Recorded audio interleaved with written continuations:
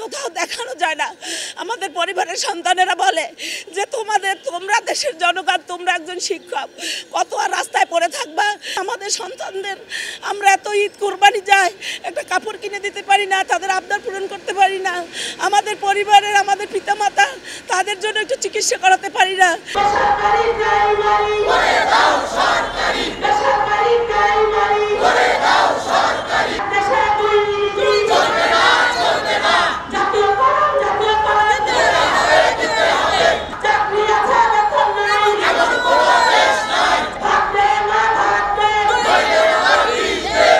আজকে আমাদের একটি কথাই বলার, আমরা বলতে চাই, আমরা চেয়েছিলাম যে এই যে ঈদুল আজহা আমাদের জীবন থেকে মাননীয় প্রধানমন্ত্রীর ঘোষণার পরে অদ্যাবধি এক যুগের বেশি হয়ে গেছে। আমাদের সন্তানদের আমরা এত ঈদ কুরবানি যায়, একটা কাপড় কিনে দিতে পারি না, তাদের আবদার পূরণ করতে পারি না।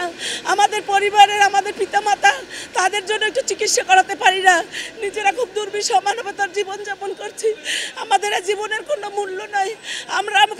আমরা 26 প্রধানমন্ত্রী ঘোষণা ছিল 26,193টি বিদ্যালয়, তার ঘোষণায় জাতীয়করণ হয়েছে।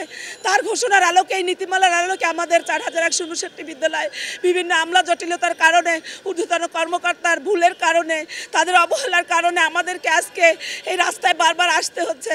আমরা চেয়েছিলাম যে এবার যদি আমাদের দাবি আদায় না হয়, আমরা কোনোভাবেই অবস্থান ত্যাগ করব না, কারণ আমাদের বাড়িতে ফেরার কোনো পথ নাই।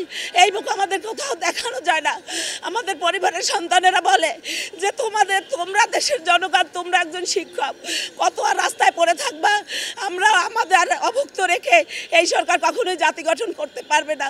তাই মাননীয় প্রধানমন্ত্রী, আপনার দৃষ্টি আকর্ষণ করে বলছি, আপনার কাছে আকুল আবেদন, আমাদেরকে এই ক্ষুধামুক্ত করতে, আমাদেরকে দরিদ্রতার হাত থেকে বাঁচানোর জন্য আমাদের শিক্ষক পরিবারের দিকে আপনি লক্ষ্য নিয়ে আমাদের 4,159টি বিদ্যালয় অচিরিয়ে জাতীয়করণের ঘোষণা দিবেন।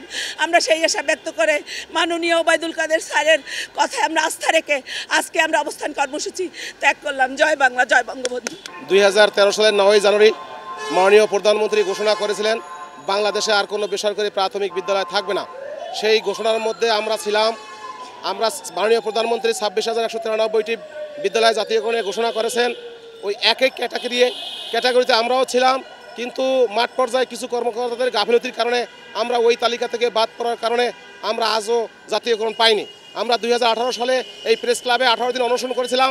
সেখানে তৎকালীন সচিব এবং ডিজি মহোদয় এসে বলেছিলেন আমাদের বিদ্যালয়গুলো 2 মাসের মধ্যে একটা ব্যবস্থা করে দিবেন।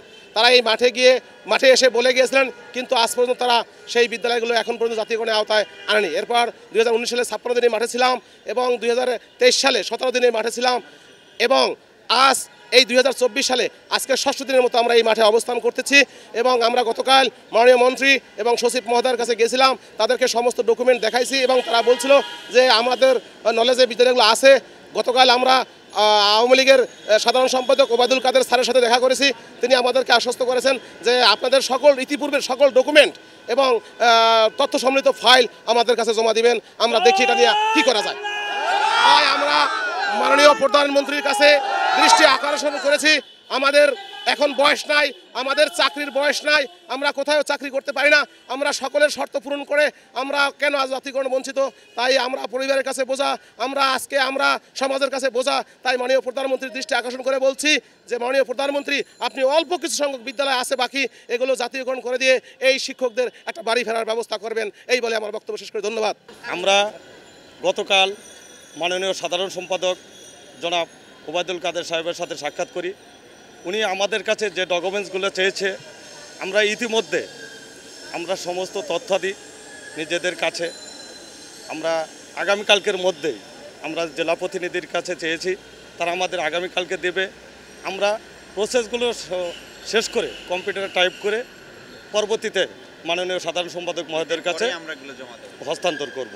ঈদের পর ওনার সাথে সাক্ষাৎ করব, ফাইল জমা দেব।